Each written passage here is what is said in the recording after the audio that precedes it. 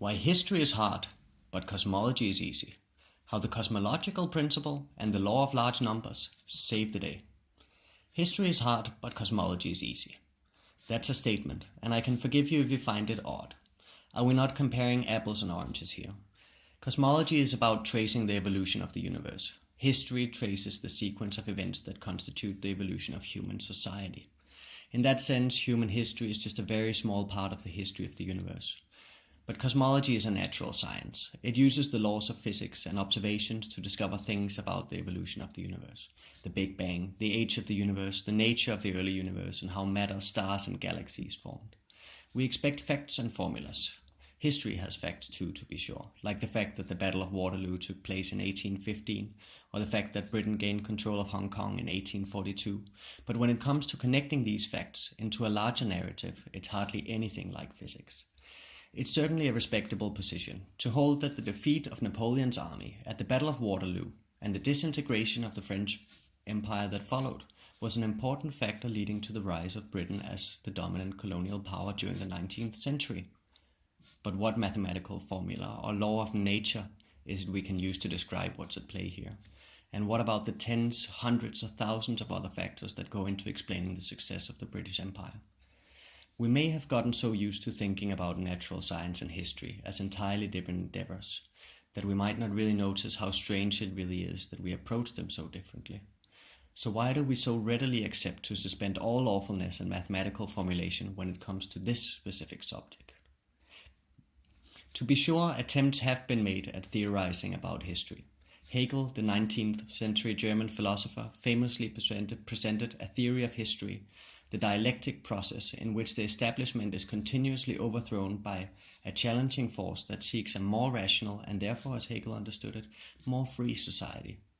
In that way, history moves through the conflict between the establishment and its challengers towards ever greater human freedom and rationality. Is this a scientific theory of history? Hardly. But the idea has been popular. Here's a comment made by Obama shortly before the end of his second term. History really doesn't follow straight lines. It zigs and zags, but the trend lines ultimately will be in the direction of a less violent, more empathetic, more generous world. The last part of that sentence seems not unlike Hegel's claim that human society is moving towards ever greater rationality. But pay attention to the first half. History really doesn't follow straight lines. Would it be too much of a stretch to say that that claim could be translated as history is subject to non-linearity? That would be something the scientific mind can at least work with. I have a proposition. Human society is really a complex system, and history is really about tracing the dynamics of this complex system. That's not just a fancy way of saying that it's complicated. In fact, there are many examples of complex systems within the natural sciences. In biology, for example, both ecosystems and individual organisms are examples of complex systems. If you know what a complex system is, it really may seem rather redundant to argue that human society belongs to this group. But bear with me for a moment, because I really think it's key to understand why history and cosmology are different in the way they are, but also to see how they can occupy the same universe. Defining exactly what a complex system is a delicate matter, but there are certain elements that go into it. A system, any system, is a collection of elements and a relation between them. The Earth and the Moon can be thought of as a very small simple system, where the two are related by the force of gravity. Complex systems involve many elements that are related to each other, like the effects of the force of gravity on many bodies of mass that are all acting on each other simultaneously. Secondly, complex systems tend to be nonlinear. What that means is that when you put two or more things together, the result is not necessarily equal just to the sum of its parts. A good example is the division of labor in society, where society may achieve a greater output by organizing its labor force into separate areas of specialization, even though the total amount of labor is the same no matter how it's organized. Nonlinear systems are controlled by nonlinear equations, and we are certainly familiar with those from physics. The motion of a simple pendulum on Earth is a modest example of a nonlinear system.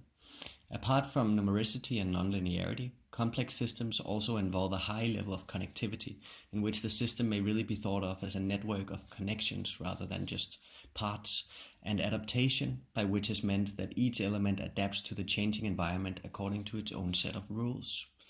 Is the study of complex systems science? Certainly. The theory of evolution, for example, falls squarely within it. But just trying to define it, it becomes obvious that complex systems live up to their name. They are complex. What about cosmology? How do we approach questions within cosmology which ask about the evolution of the universe as a whole? It's strange, really, to think that asking about the entire universe should be less complex, but in many ways it is. To understand why, let's start with one of its foundational principles. The cosmological principle states that the universe on the large scale looks the same everywhere, wherever you are. Put most simply, that means that at a large scale, matter is distributed evenly throughout the universe, that the universe doesn't have an edge since there are no special locations, and the laws of physics are the same no matter where you go. That matter is evenly distributed throughout the universe is obviously false.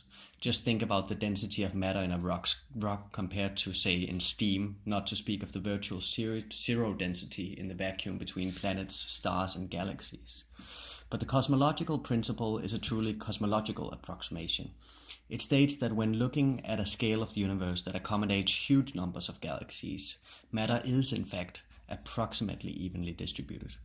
This assumption is fundamental to the Big Bang theory and by extension all of modern scientific cosmological thinking. But it's more than just a neat assumption. Practically all modern astronomical observations support the fact that at the very large scale the universe really looks the same. What is more, the picture of the cosmic microwave background, a remnant of the early inflation of the universe, shows that even at an early stage, matter was evenly distributed, with only the tiniest variations. So why does it matter?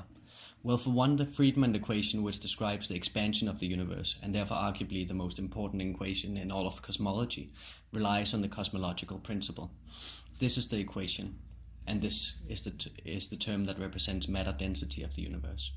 But the equation simply does not work if the average density of one large chunk isn't the same as the average density of another large chunk of the universe. How fortunate we are that it is, because this equation is really a fundamental driving force behind our modern view of the universe. With a bit of mathematical reworking of the formula and sufficient observations to approximate the constants and the initial conditions that are of course necessary for exact solutions to any differential equation, this is the formula we use to predict that the age of the universe is roughly 13.8 billion years. How strange that we can even begin to imagine coming up with an answer to a question like that. What about a different question? Where is the universe headed? One kind of answer to that question turns out to be even simpler than the previous. The second law of thermodynamics states that the disorder of a closed system always increases. The universe is certainly the best example of a closed system. What that means is that all the stars in all the galaxies will eventually burn out, and all energy and matter will eventually be evenly distributed throughout space, such that even the local variations we observe today disappear and all processes come to a halt in a dark universe at a temperature only a couple of degrees above absolute zero. The second law of thermodynamics, however, is really a property of probability. For a sufficiently large system with billions and billions of particles, finding out how exactly each particle will behave individually is practically impossible.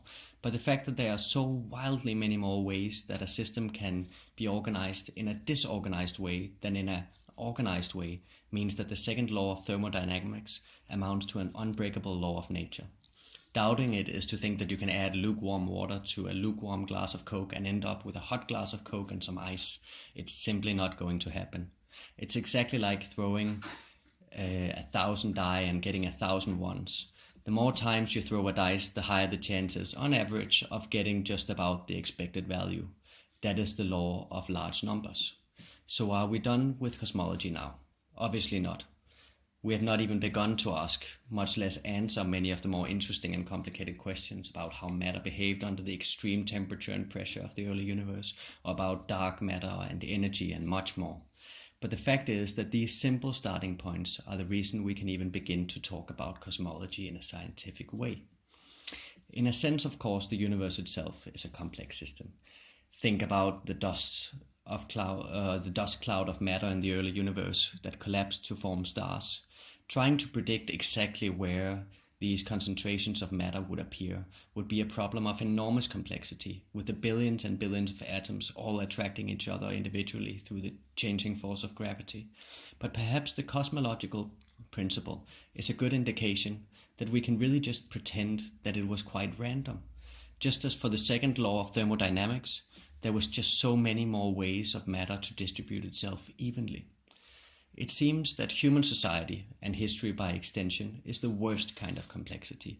It is too complex to boil down to a set of Newtonian type equations, but also not of the right scale or type to make randomness, which can introduce a new, simpler structure, a good assumption. With history, we are stuck in the rut. But these are just my musings. What do you think?